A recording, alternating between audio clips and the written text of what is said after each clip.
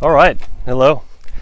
My name is Dr. Recio. I'm one of the co-founders of NSA and The Bridge, and I am the program director here at The Bridge.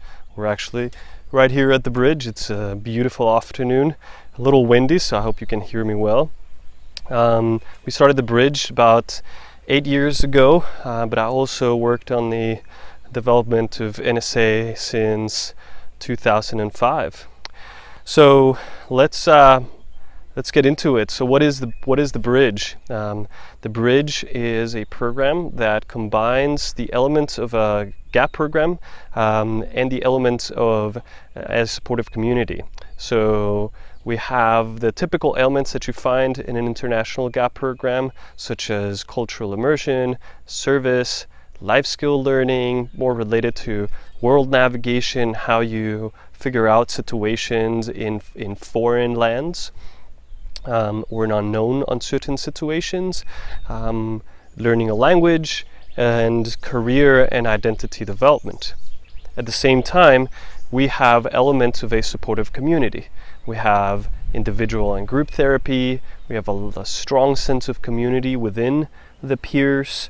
They live together in one house, the house right behind me. And so there's a lot of teamwork that goes on.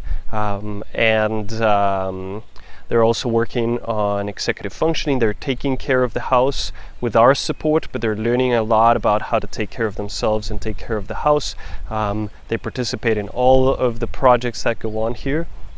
And they do so with the guidance of empathic mentors that work in very horizontal ways, meaning that the power dynamics are not very strong at the Bridge, but there's always people to teach and guide them in their process. So why the Bridge and why Costa Rica? Why would it make sense to come to a program like this? Why come to Costa Rica instead of anywhere else? So first of all, the intention with which we started the Bridge is an inspiration that we had as participants of study abroad programs and gap year experiences, where we noticed in ourselves a huge change in our lives in terms of our identity development, in terms of our future orientation, and we saw the same in the people that we interacted with that also participated in those programs. And we figured that we had all the tools that it took to help people through such journeys, and especially people who are not making the best of their lives, who seem a little bit lost, who seem like they need a little bit of guidance in their path. And that's the population that we're working with. So here at the Bridge, we're focusing on what we call transformative experiential learning. Our graduates tell us that what they got the most out of the program is, number one, gaining perspective. So the fact that they were kind of locked into a way of seeing the world and being in the world was kind of loosened up by coming to a place that looked different, where people were struggling with similar things but going about it in different ways. They gained a lot of confidence in navigating the world, advocating and initiating. So they realized that some of the issues that they were going through in their home environments were perhaps less challenging than what they were going through here, but with the guidance and a scaffolded process, they were able to take on so much more, and that being out of the comfort zone so much made them so much more confident in themselves.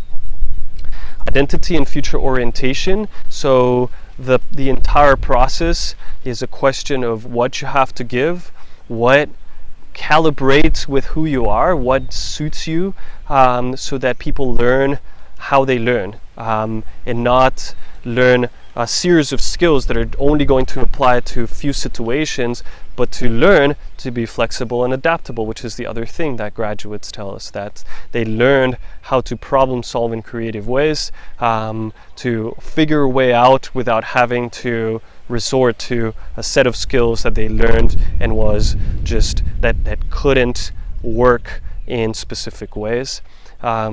So that's what we have to offer, and certainly the cross-cultural environment and the friendly and socially oriented culture of Costa Rica lends itself very well to be challenged out of your comfort zone, and at the same time feel a certain sense of at-homeness and comfort and friendliness in going through the process.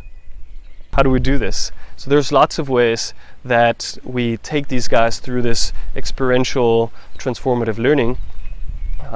Some of the highlights for our students tend to be the internships. So we have more than 50 internships, which means that our students can choose from a huge variety of options of activities that they want to engage in. Sometimes they come in with a defined idea of what they want to do and who they want to be. Like someone may come in and say, I'd really like something related to sports, I'd really like something related to medicine, I'd really like something related to architecture or wildlife, biology, veterinarian studies. Sometimes students say, I don't really know what I want to do with my future. I don't even know what I like. And so they can engage in a process little by little to understand what they may like. But having such a variety and being allowed to just kind of experiment and play around with things really helps people orient not only toward a career, but also toward what they have to offer to the world. Our immersion projects and community service is also a highlight for students.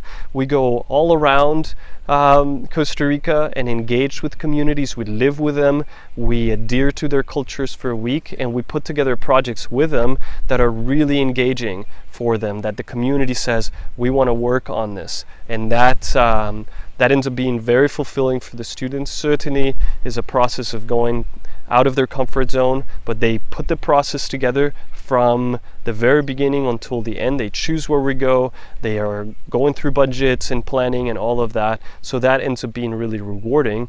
Our students leave the program with more than 150 hours of community service, not just through these projects, but also many other projects that we do here in our local community. We're also using capstone projects, and that's more of a modality that we're implementing now that we are under the social distancing restrictions. And so the students are able to put together projects based on their professional interests, their career path interests, and they're able to still get mentoring, to still do research and learn more about the career, as well as serve others through projects like learning how to sew, masks to help health workers, for example, or learning about species identification, and many other projects that help other people, but that help them also learn about careers. In addition to the cultural immersion that goes on when we go on community service and immersion projects, the students have a homestay family that they see on Sundays. They also get to roam around the town quite a bit and get to develop relationships with people in the community.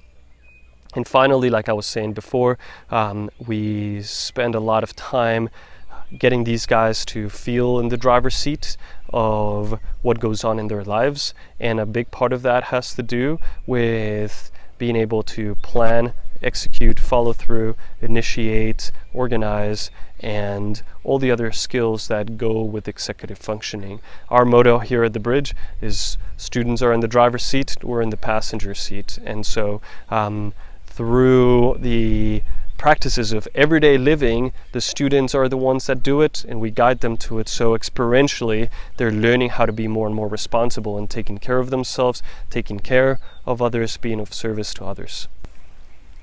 Okay, so a few facts about the Bridge. So this house is for 10 students. They all live together here, so that creates a strong sense of community, helps them come out of their shell little by little, so they're out and about in town for about 40 hours a week, but they also get to have a comfortable place to come back to, and a place of a lot of support in the community. The students are productive for about 40 to 50 hours a week, which emulates really well what a lot of young adults have to be prepared to do on a daily and weekly basis. And yeah, the house has a lot of space here. There are 4 rooms, two rooms for 2, 3 rooms for 2 rooms for 3. A lot of space around us. We have acres of land over here, which makes it for a comfortable space to live. Finally, just want to leave you with a bit on research and outcomes.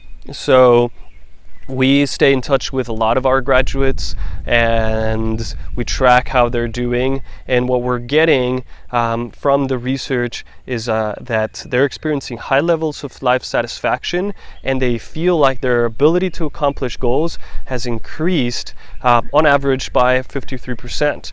And so the reason why we ask them about life satisfaction and goal accomplishment is because typically people that are able to accomplish goals and feel a high degree of life satisfaction are devoid of symptomatology that brought them here in the first place. And so by asking that, you're also asking about the symptomatology.